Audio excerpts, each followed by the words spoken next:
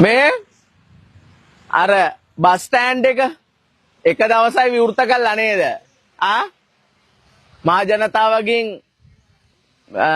කෝටි ගාණක් වියදම් කළා, පේන්ට් කළා. හරිද? හදලා දීපු එකක් අවුරුදු ගාණක් ජරාවාස වෙලා තිබිච්ච තැනක් හදලා දුන්නා. හරිද?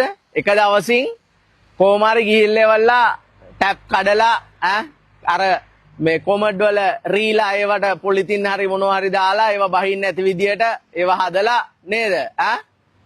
මාර ගේම ඕගොල්ලන්ගේ නේද? මේව නම් මේ නිකන් නෝමල් මිනිස්සු කරපුවා නෙමෙයි. ඒව නම් හොඳටම තේරෙනවා. මේ දේවල් ඉතින් කරපු උන් තමයි පොහොට්ටුවේ, සජබේ, පදක්කම ඔය උන්ට ඉතින් ඔය කඩේ අනේක සීමාවක් නැහනේ.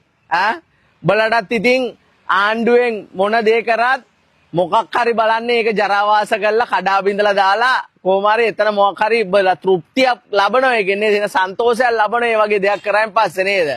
දැන් කරපුවන්ට හරි සන්තෝෂෙන් ඇති ඉතින් නේද?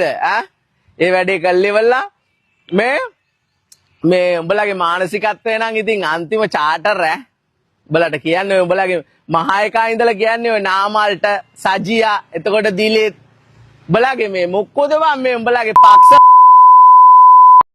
අඩු මානසිකත්වයේ උන් ඉන්නේ බං. උඹලද මේවට මේ උල්පන්දන් දුන්නේ සල්ලි දීලා මේ ටැප් එක අල්ලලා ඇට් එකේ රීලා ගලක් දාලා වරෙන්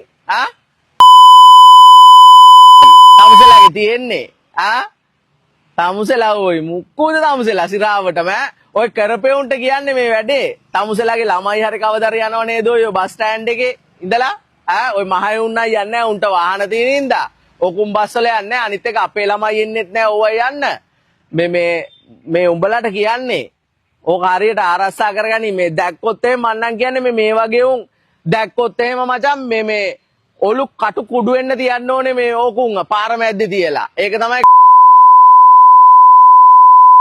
මේ මුංගේ මහයුන් නාම එක සජිත් දිලිත් මොක්කොද බං උඹලගේ චග්ගෝලේ හදාගනි